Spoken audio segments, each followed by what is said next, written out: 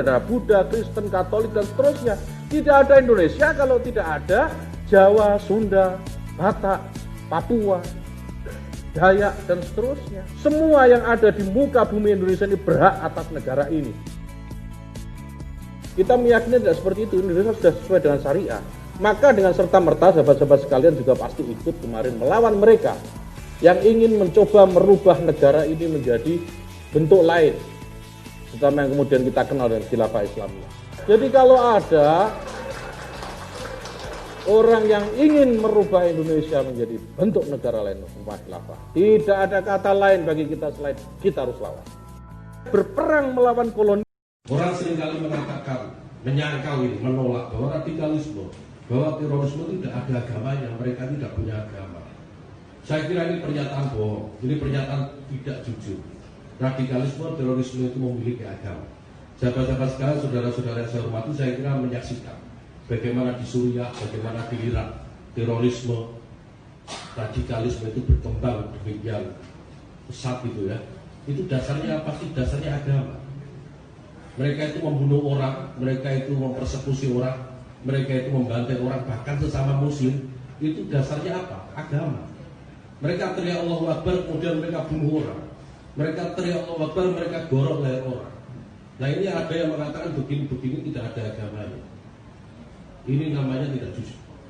Kita ini saya kira sebagai umat muslim, terutama yang muslim ya, ini harus mengakui ada problem.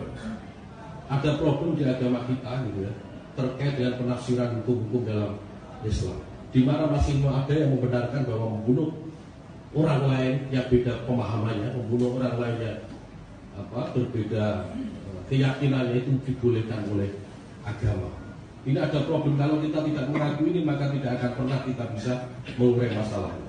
Dan hari ini klaim-klaim ini dimiliki oleh kelompok kecil yang bersuara lebih lantang. Mereka memiliki pasukan di media sosial yang lebih terorganisir, lebih rapi gitu ya. Meskipun saya yakin jumlahnya tidak banyak, tetapi mereka terorganisir. Kita ini lebih banyak tetapi tidak semua. Itu pernah terjadi. Dan sebenarnya saya diajak ketua umum Ansor sekitar 2 tahun yang lalu, ada salah satu pemimpin ormas Islam yang melakukan tindakan secara radikal itu pengen bertemu dengan ketua umum. Karena saya komandan Densus tentu harus mengawal ketua umum dari. Menarik ya ceritanya. Saya ngawal dia. Jadi saya harus kawal ketua umum kan. Karena tugas saya komandan Densus, jadi saya harus kawal ketua umum, bertemu. Dan yang menarik, salah satu ketua ini, saya tidak harus menyebut organisasinya, kita tahu semua, itu mengeluarkan pistol di depan meja. Oh. Di hadapan saya dan ketua umum mengeluarkan pistol dan kemudian seperti mengintimidasi dan mengancam. Nah ini yang saya meyakini bahwa ketua umum ini sakti memang. Bisa gitu. Karena tidak takut sama sekali. Dan sampai pada titik segenting itu. Ya, dan itu di hotel bintang 5 di Presiden Suite yang hanya 4 orang saja. Jadi kalau ada yang mati tidak ada yang tahu siapa yang melakukan.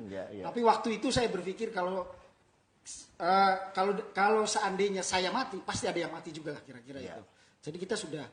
Nah, kemudian dia menyampaikan, dia memasukkan lagi karena ketua umum dia tanya bilang gini, kalau ada konflik di bawah antara Banser dan ormas ini, tolong dong ini diselesaikan di elit. Ketua umum menyampaikan, kami tidak pernah bermusuhan dan kami tidak pernah berteman dengan kalian. Apabila ada konflik di bawah, itu artinya kalian yang memulai. Karena Ansor Banser tidak pernah memulai konflik di mana-mana. Dan kalau konflik dengan kami akan habisi di seluruh Indonesia organisasi ini. Oh, menarik. Kalau mereka menantang kami, maka kami akan habisi.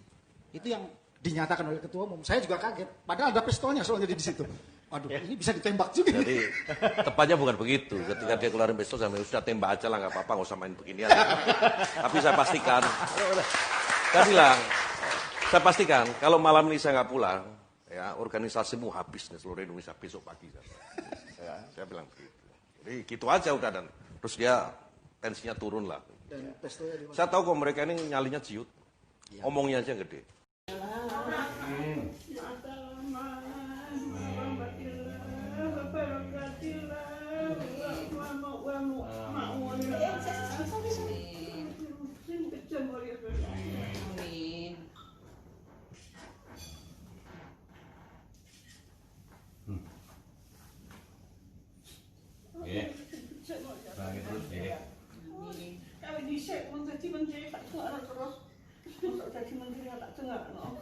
Senang bisa.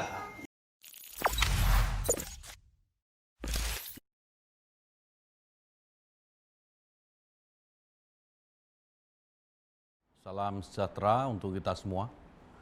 Saudara sebangsa dan setanah air, khususnya umat Kristiani yang berbahagia. Atas nama pemerintah maupun sebagai pribadi, saya mengucapkan salam dan selamat merayakan Natal 25 Desember 2020 kepada segenap umat Kristiani di Indonesia. Teriring doa dan harapan, kiranya damai, sukacita, dan kebahagiaan Natal senantiasa menyertai saudara sekalian, membangkitkan semangat untuk mewujudkan kehidupan yang damai serta harmoni dalam kemajemukan Indonesia.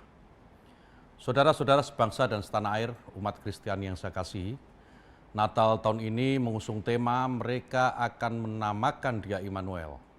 Meskipun perayaan Natal tahun ini dirayakan dengan cara yang sederhana, dikarenakan seluruh negara di dunia termasuk Indonesia sedang didera kesulitan akibat pandemi COVID-19. Namun peringatan lahirnya Yesus Kristus tidak dapat dibatalkan dengan alasan apapun. Immanuel yang artinya Tuhan beserta kita, keyakinan umat Kristiani itu punya makna bahwa dalam masa-masa sulit sekalipun, penyertaan Tuhan yang Maha Kuasa senantiasa beserta dengan kita, memimpin dan menolong kita untuk melewati masa-masa sulit. Suasana Natal sebagaimana yang dirasakan oleh umat Kristiani saat ini adalah suasana damai dan penuh kerukunan.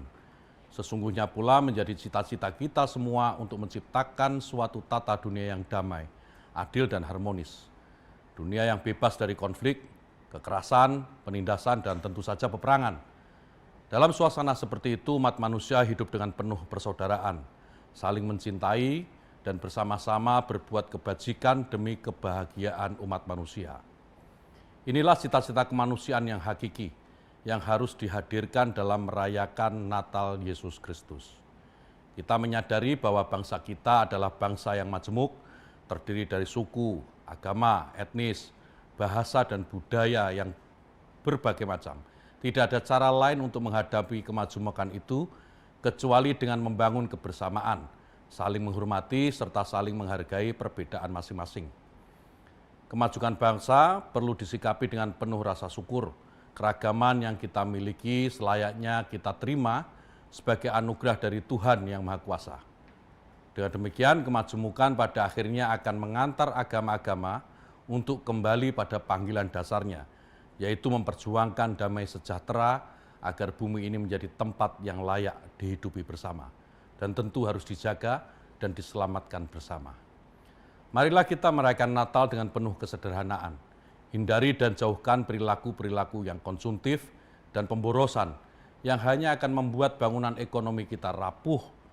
Karena yang terpenting adalah kesadaran diri kita untuk semakin dekat dengan Sang Maha Kuasa sebagai pemberi hidup bagi manusia melalui perubahan dan pembaharuan pola hidup ke arah yang lebih baik. Umat Kristiani yang kami hormati, pada hakikatnya peringatan Natal bukanlah terletak pada tanggal pelaksanaan Natal tersebut.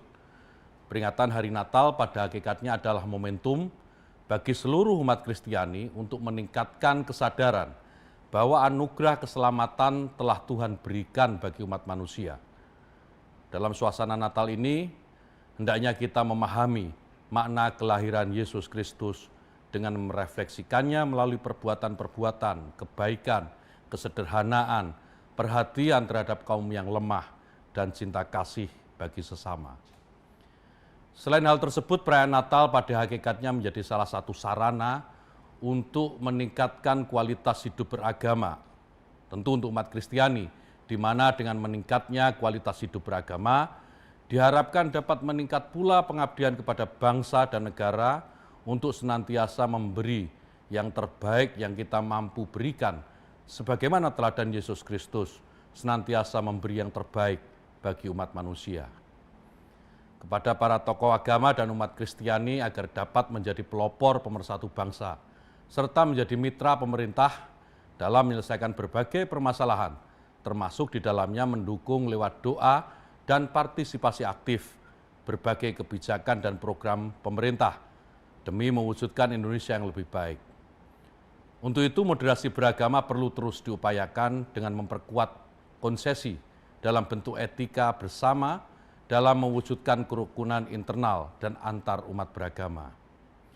Para pemimpin umat beragama perlu membangun harmoni sosial dan persatuan nasional dalam bentuk upaya mendorong dan mengarahkan seluruh umat beragama untuk hidup rukun dalam bingkai teologi yang mengajarkan kebersamaan dan sikap toleransi. Akhirnya saya mengharapkan kepada umat Kristiani agar dapat merefleksikan kasih Tuhan dalam kehidupan sehari-hari, menjadi garam dan terang dunia, senantiasa membawa damai sejahtera, serta mampu membangun semangat kebersamaan dan toleransi di antara pemeluk agama yang berbeda. Selamat merayakan Natal 25 Desember 2020 kepada segenap umat Kristiani dan selamat menyongsong tahun baru 2021. Tetap menjaga protokol kesehatan dan mematuhi himbauan pemerintah.